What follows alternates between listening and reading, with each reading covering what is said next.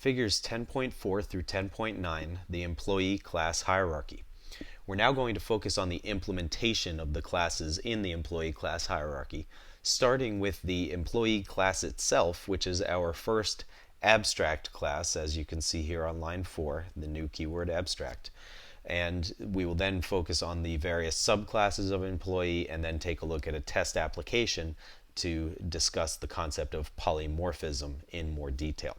So starting with our class employee here, an abstract class normally contains one or more abstract methods, but that is not a requirement in Java, which is something that makes Java a little bit different from other programming languages like C++, where in C++ you're required to have what's known as a pure virtual function in an abstract class, and a pure virtual function is equivalent to Java's concept of an abstract method.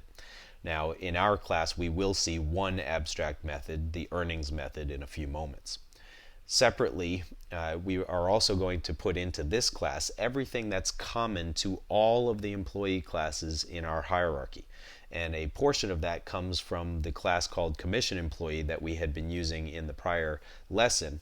Things like the first name, last name, and social security number we lifted right out of the old version of class commission employee and placed into this new superclass called employee that we're using in this hierarchy.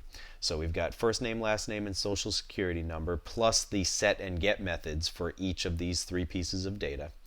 And one of the things that may appear to be a bit strange is the fact that we've included a constructor in class employee, even though we told you that you cannot use abstract classes to create objects in your program at runtime.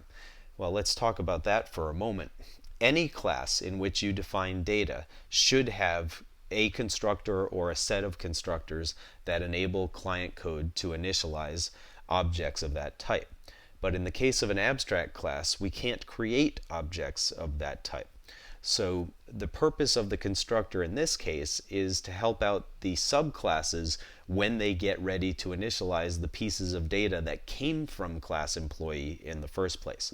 You'll recall from our prior hierarchy discussions that when you create a new subclass, you are required in the constructor for that subclass to either explicitly or implicitly invoke the superclasses constructor. So when we start creating our subclasses of class employee, those subclass constructors are going to call this constructor because it already knows how to initialize the first name, the last name, and the social security number. And remember, that is a requirement, not a suggestion, so we will have to call this constructor. The only way you can implicitly call a superclass constructor is if the superclass has no constructors at all, in which case you would implicitly call the default constructor of the superclass, or if the constructor has one or more, if the class has one or more constructors and one of them takes no parameters, you can implicitly call the constructor that takes no parameters, which is effectively a replacement for the default constructor. So we've got our constructor to initialize the data members.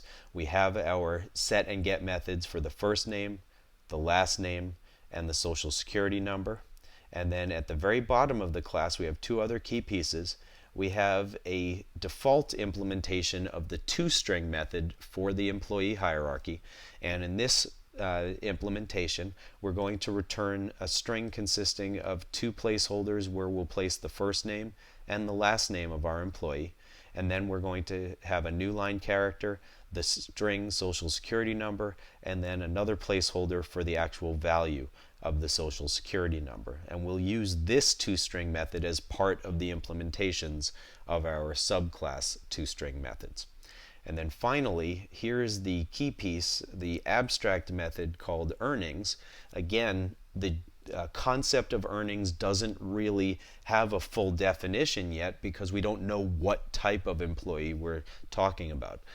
For example, forgetting about the employee hierarchy for a moment, let's pretend we're creating a drawing program and I say to you, I'm going to draw a shape. And I say to you, which shape is it that I'm going to draw? And you have no idea because I haven't told you which shape type I'm going to draw yet.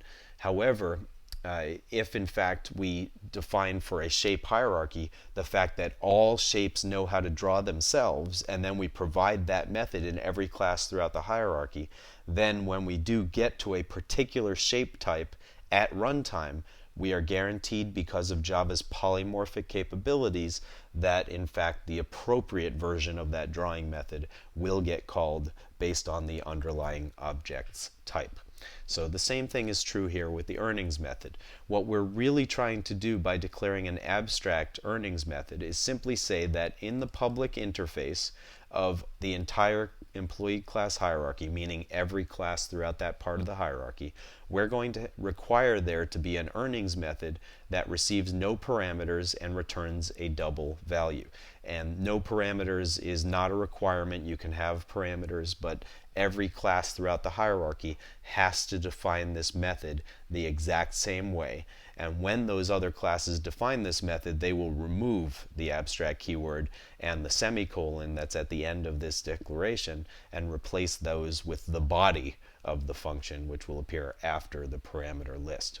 So we'll take a look at that abstract earnings method being redefined in all of the other classes as we proceed one at a time through the subclasses in this hierarchy. Looking to advance your career by acquiring new skills? Tired of expensive off-site training programs? Wish you could learn from the best instructors in the industry? Look no further than live lessons. Self-paced, personal video instruction by the world's leading technology publishers. Each live lesson comes with a DVD featuring 3 to 4 hours of instructor-led classroom training, sample program code that allows you to work along with your personal instructor, and an example-rich study guide.